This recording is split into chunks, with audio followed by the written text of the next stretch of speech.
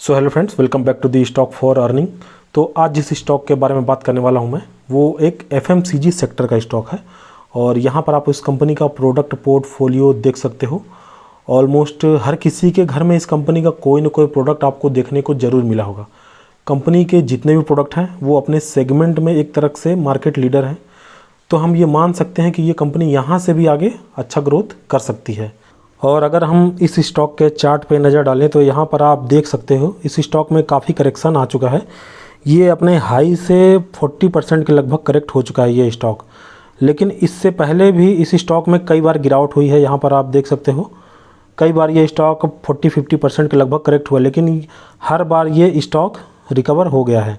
जब भी इसमें गिरावट हुई है ये स्टॉक हर बार रिकवर हो गया है।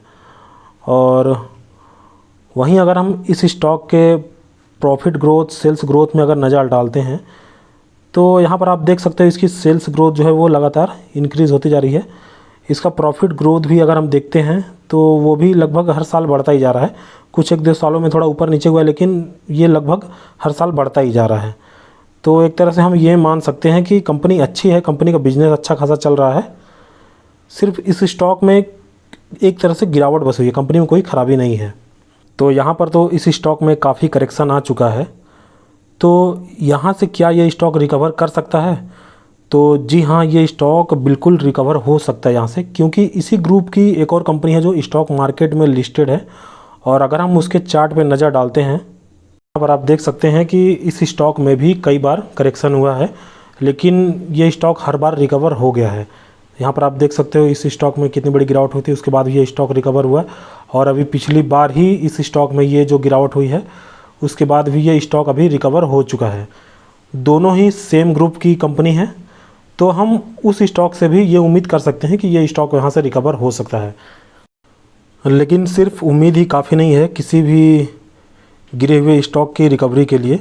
उसके पीछे उसी स्टॉक की अच्छी परफॉर्मेंस का होना बहुत ज़रूरी है, तभी कोई स्टॉक रिकवर हो सकता है। तो अगर हम इस स्टॉक के परफॉर्मेंस पर नज़र डालें तो यहाँ पर हम देख सकते हैं कि इस स्टॉक का जो EPS है वो लगातार बढ़ता जा रहा है। लेकिन अगर हम इसके P पर नज़र डालें तो इसमें हमें गिरावट देखने को मिल रही है। और इसका P अभी गिर करके 30 के लगभग आ चुका है। लेकिन हम यहाँ पर देखते हैं तो जब भी इस स्टॉक का P 30 के निचले लेवल पे आता है तो वहाँ से ये रिकवर हो जाता है इस स्टॉक का P। तो देखिए, जिस स्टॉक पे मैं ये वीडियो बना रहा हूँ उस स्टॉक का नाम है जाइडस वेलनेस। और इसी ग्रुप की जो वो कंपनी है एक और, जो जाइडस लाइफ साइंस। तो जाइडस लाइफ साइंस में आपने देखा कि कैसे वो रिकवर हो गया है। तो अगर हम जाइडस लाइफ साइंस के चार्ट को देख करके, चाहे जैसे भी, अगर हम उसमें एनालाइज करके ये समझ जाते हैं कि जाइडस लाइफ साइंस में कैसे रिकवरी आई है, तो हम जाइडस वेलनेस में भी अपना एक डिसीजन बना सकते हैं कि इसमें हम इन्वेस्टमेंट करें या नहीं, शॉर्ट टर्म के लिए, लॉन्ग टर्म के लिए, किसी भी टर्म के लिए। तो उसके लिए हमें पहले जाइडस लाइफ साइंस का जो है उसका एनालाइज करना पड़ेगा कि आखिर इसमें रिकवरी क्यों आई, इसमें ऐसी क्या सिचुएशन थी कि ये स्टॉक वहाँ से उतना गिरने के बाद वहाँ से रिकवर हो गया। तो एनालाइज करने के लिए आ चुके हैं हम जाइडस लाइफ साइंस के चार्ट पे। तो यहाँ पर देख सकते हो गिरावट हुई, यहाँ पर ये 350 के लगभग स्टॉक गिरा। और इसके बाद अभी रिकवरी हुई है 650 के लगभग, इस स्टॉक में रिकवरी हो चुकी है। ठीक है, तो अब ज़्यादातर यूट्यूबर आपको बताएंगे कि इस स्टॉक में अब ब्रेकआउट होने वाला है। क्यों? क्योंकि ये अपने पिछले हाई के लगभग ये स्टॉक पहुंच चुका है। तो भाई अब उस ब्रेकआउट का क्या फ़ायदा, जब हमने ये इतनी लंबी रैली जो है यहाँ से यहाँ तक की जो रैली है वो हमसे तो मिस हो गई ना। तो ऐसे ब्रेकआउट का क्या फ़ायदा? भले ही स्टॉक यहाँ से भी ये ऊपर जाए, लेकिन यहाँ से कितना ज़्यादा ऊपर जाएगा? थोड़ा मोड़ा मान लीजिए जो 650 तक का है ये 700 तक पहुँच जाए, 750 तक चले जाएगा स्टॉक। लेकिन इतनी लंबी रैली जो है ये तो हमसे मिस हो गई ना। तो देखिए कैसे हम पता लगा सकते हैं किसी स्टॉक में कि कहाँ तक गिर सकता है और कहाँ से उसमें रिकवरी आ सकती है। मेरे मेथड से, जैसे मैं किसी भी स्टॉक को एनालाइज करता हूँ उस तरीके से। तो अगर आप प्राइस चार्ट को देख करके एनालाइज करना चाहोगे कि स्टॉक में कहाँ तक गिरावट होगी और वो स्टॉक कहाँ से रिकवर हो सकता है, तो ये थोड़ा मुश्किल है। आप प्राइस चार्ट से उसका सपोर्ट, ये सपोर्ट हो गया, रेजिस्टेंस, ये सब निकाल सकते हो और वहाँ से थोड़ा सा अनुमान लगा सकते हो कि स्टॉक कहाँ तक गिर सकता है और कहाँ से रिकवरी होगी। लेकिन ये मुझे उतना परफेक्ट रिजल्ट इससे मुझे नहीं लगता कि मिलता है। और वहीं अगर आप इसका पी चार्ट को देख करके, पी और ईपीएस के चार्ट को देख करके एनालाइज करते हो तो यहाँ से आपको लगभग अनुमान लग जाएगा कि स्टॉक में कहाँ तक गिरावट हो सकती है। लेकिन उसके लिए एक कंडीशन होनी चाहिए। कंडीशन ये है कि स्टॉक का प्राइस भले ही गिर रहा हो, लेकिन उस स्टॉक की, उस कंपनी की जो सेल्स ग्रोथ है, प्रॉफिट ग्रोथ है, वो इंक्रीज़ होती रहनी चाहिए। जैसे कि इस स्टॉक में है। यहाँ पर आप अगर इस स्टॉक का सेल्स ग्रोथ देखोगे तो यहाँ पर आप देख सकते हो मार्च 2022 में जो 5,000 करोड़ की सेल्स थी वो बढ़ करके 7,000 9,000 होते हुए आज 18,000 करोड़ तक की इसकी सेल्स ग्रोथ हो चुकी है।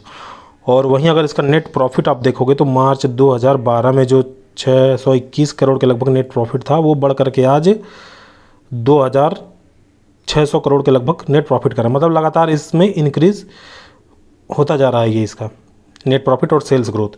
तो ये कंडीशन होनी चाहिए भले ही स्टॉक का प्राइस गिर रहा हो, और उसका ईपीएस भी जो है वो लगातार ग्रोथ फेज में होना चाहिए। ये ट्रेलिंग 12 मंथ का ईपीएस है। ये इसको देख करके आप ये मत सोचिएगा कि इसमें तो अप डाउन्स है। ये ट्रेलिंग 12 मंथ का ईपीएस है। वहीं अगर आप इसका ईयरली ईपीएस देखोगे तो उसमें भी लगातार ग्रोथ होगी। यहाँ पर आप देख सकते हो जो इसका ईपीएस जो है वो प्रॉफिट एंड लॉस में, यहाँ पर आप देख सकते हो ये ईपीएस जो है इसका, ये भी लगातार ग्रोथ फेज में होगा। बीच बीच में कहीं थोड़ा मोड़ा अप डाउन्स होंगे। ये एक कंडीशन होनी चाहिए। अब इसके बाद इसमें हमें क्या देखना है, इसमें हमें ये देखना है कि इसका जब पी रेशियो जो वो गिरता है तो वो कहाँ तक निचले लेवल तक आता है। तो इस स्टॉक में हम देखते हैं तो इसका पी रेशियो जो गिर करके वो है 15 के लगभग आता है गिर करके, और उसमें वहाँ से फिर रिकवरी हो जाती है। जैसे कि यहाँ पर आप देखते हो गिर करके 15 तक आया था, यहाँ पर ये 17 तक गिरा था, और इस बार भी ये स्टॉक का जो पी है वो 15 तक गिरा था, और उसके बाद फिर वहाँ से रिकवरी हुई। ये ईपीएस में लगातार एक जो जंप आया है उसके चलते ये इसका पी जो है ये 10 के नीचे भी जा चुका था। लेकिन उसके बाद आप देखते हो इसमें कितनी तेज़ी रिकवरी आई है। तो जब भी इस स्टॉक का पी बढ़ना शुरू होता है तो वहाँ पर से स्टॉक भी काफ़ी तेज़ी से रिकवर होना शुरू हो जाता है। यहाँ पर आप देख सकते हो जब इसका पी रेशियो यहाँ इस लेवल पहुँचा था तो वहाँ पर आप देख सकते हो स्टॉक प्राइस भी अपने हाई पर होगा। यहाँ पर आप देख सकते हो ये इसका स्टॉक प्राइस है, ये अपने हाई लेवल पे था। तो यहाँ पर हमको कुल मिलाकर यही देखना है कि इस स्टॉक का लोवेस्ट पी लेवल कहाँ तक है।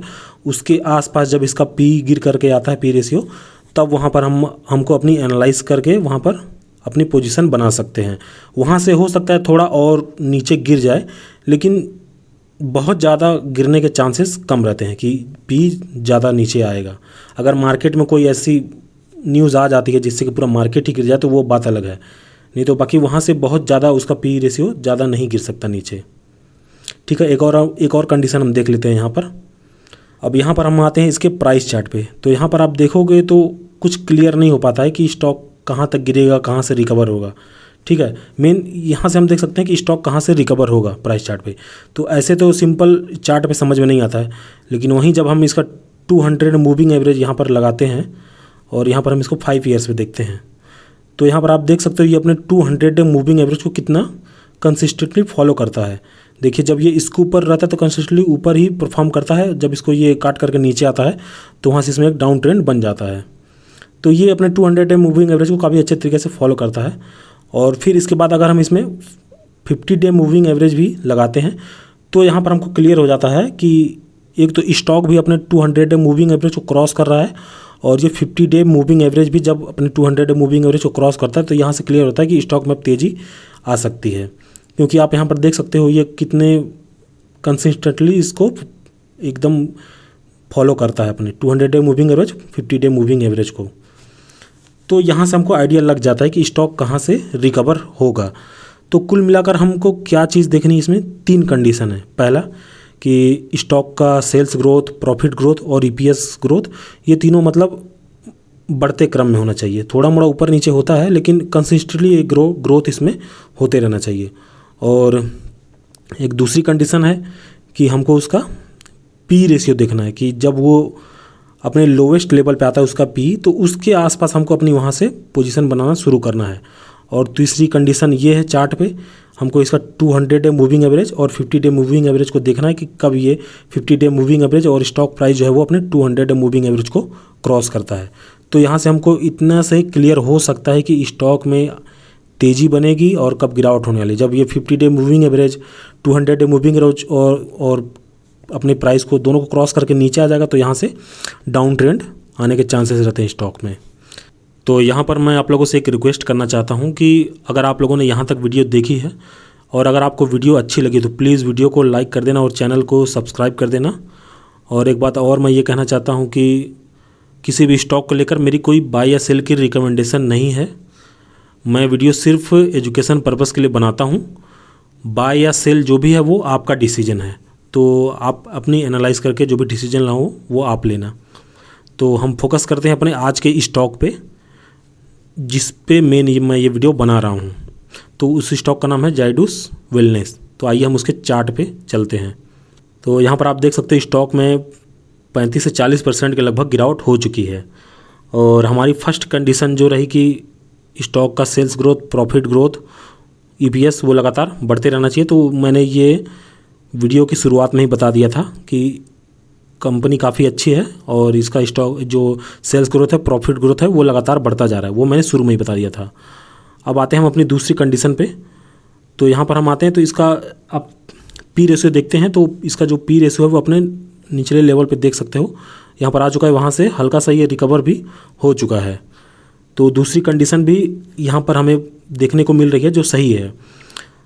और अब अगर हम आते हैं इसकी तीसरी कंडीशन पे, तो यहाँ पर चार्ट में तो समझ में नहीं आता है कि स्टॉक कहाँ तक गिरेगा और कहाँ से रिकवर होगा।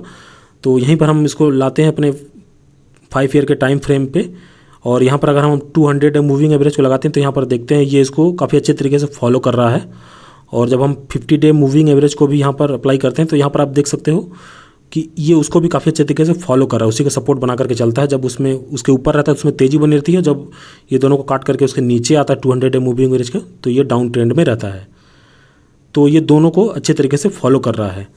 और यहीं हम थोड़ा सा कम टाइम फ्रेम में आते हैं, 1 साल के टाइम फ्रेम में। तो यहाँ पर हम देखते हैं कि ये जो 200 डे मूविंग एवरेज है उसको स्टॉक प्राइस और ये 50 डे मूविंग एवरेज दोनों ने इसको यहाँ पर क्रॉस कर दिया है, लगभग क्रॉस हो ही गया है। तो यहाँ से ज़्यादा चांसेस है कि स्टॉक में तेज़ी आ सकती है। और यहाँ पर हम वॉल्यूम भी देखते हैं तो काफ़ी अच्छा यहाँ पर वॉल्यूम जनरेट हुआ है। तो एक तरह से सभी चीज़ें इस स्टॉक के फेवर में नज़र आ रही हैं कि अब इसमें तेज़ी आ सकती है। और अगर हम इसका शेयर होल्डिंग पैटर्न देखते हैं तो यहाँ पर हम देख सकते हैं जून 2022 से ही जो प्रमोटर है वो अपने इसमें स्टेक को बढ़ाते जा रहे हैं। यहाँ पर आप देख सकते हैं 65% से लेकर के अभी 67% के लगभग इनका जो होल्डिंग हो चुकी है। और बाकी हम इस स्टॉक के फंडामेंटल चेक कर लेते हैं तो यहाँ पर आप देख सकते हैं स्टॉक का प्राइस जो है वो 1627 रुपये चल रहा है। मार्केट कैप 10,000 करोड़ के लगभग इस मिड कैप्स टाइप की कंपनी है ये। और बाकी रेशियो इसके आप देख सकते हो, काफ़ी अच्छी कंपनी है, काफ़ी रेप्यूटेड कंपनी है। कंपनी में कोई खराबी नहीं है। रिजर्व भी इनके पास 5,000 करोड़ रुपए के लगभग तो इनके पास रिजर्व पड़े हुए हैं। तो बाकी अब आपका डिसीजन है, आपको क्या करना है, बाय या सेल। मैंने सिर्फ एजुकेशन पर्पज़ के लिए ये वीडियो बनाई है। और अगर आपको वीडियो अच्छी लगी हो तो प्लीज़ वीडियो को लाइक करना और चैनल को सब्सक्राइब करना। धन्यवाद।